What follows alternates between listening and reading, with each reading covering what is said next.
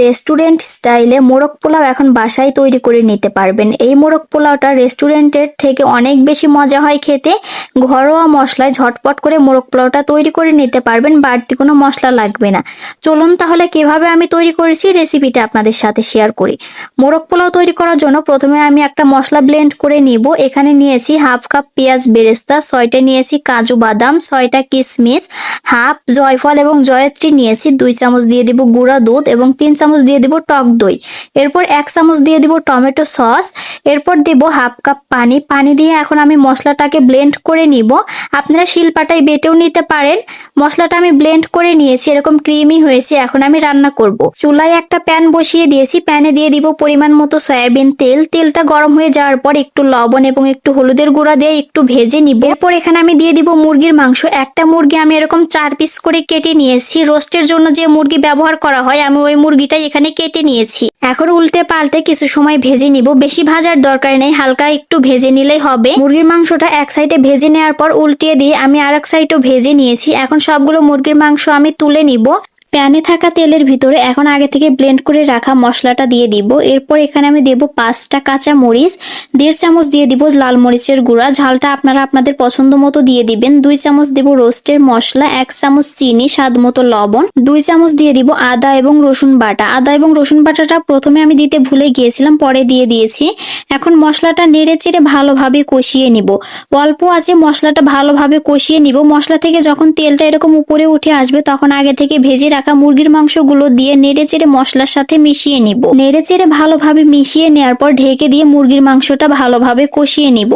মুরগির মাংসটা আমি ভালোভাবে কষিয়ে নিয়েছি। এরপর এখানে আমি ব্লেন্ডারটা ধুয়ে 1 কাপের মতো পানি দিয়েছি। পানি দিয়ে এখন মুরগির মাংসটা রান্না করে নিব। রান্নার মাঝে মাঝে একটু ঢাকনা তুলে নেড়ে চেড়ে দিব। ঝোলটা কিন্তু অনেকটাই ঘন হয়ে গেছে, তবে ঝোলটা আমি আর একটু ঘন করে নিব। এজন্য আমি ঢেকে দিয়ে আরো 5 মিনিট রান্না করে নিব।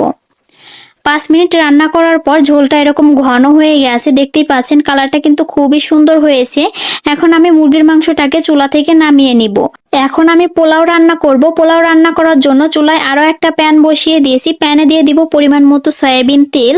তেলটা গরম হয়ে যাওয়ার পর 3টা সাদা এলাচ এবং 4 থেকে 5 টুকরা দিয়েছি দারচিনি এবং একটা তেজপাতা দিয়ে কিছু সময় ভেজে নিব।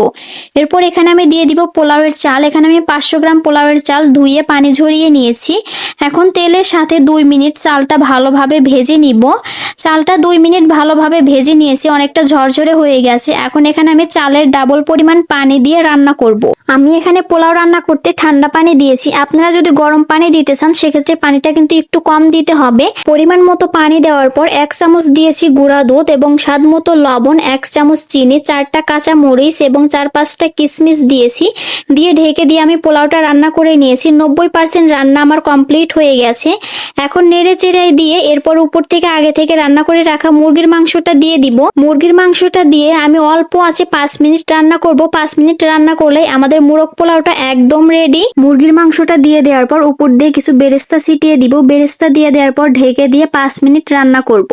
5 মিনিট রান্না করে নিয়েছি। আমাদের মোরগ পোলাওটা পুরোপুরি কমপ্লিট হয়ে গেছে। কালারটা দেখতে কিন্তু অনেক বেশি লোভনীয় লাগছে। ঢাকনাটা খোলার সাথে সাথে মোরগ পোলাও থেকে এত সুন্দর একটা ঘ্রাণ আসছিল, মনে হচ্ছিল এক্ষুনি খেয়ে নিই। গরম গরম মোরগ পোলাওটা এখন আমি পরিবেশন করে নিব।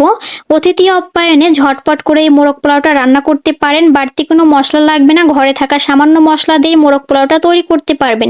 রেস্টুরেন্টে গিয়ে এখন আর মোরগ পোলাও খেতে হবে না, বাসায় এভাবে মোরগ পোলাওটা তৈরি করে নেবেন। রেস্টুরেন্টের থেকেও বেশি মজা হবে খেতে।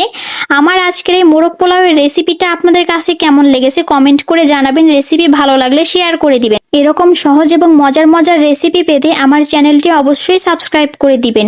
আজকের মতো এখানেই বিদায় নিচ্ছি। ভালো থাকবেন সবাই। আল্লাহ হাফেজ।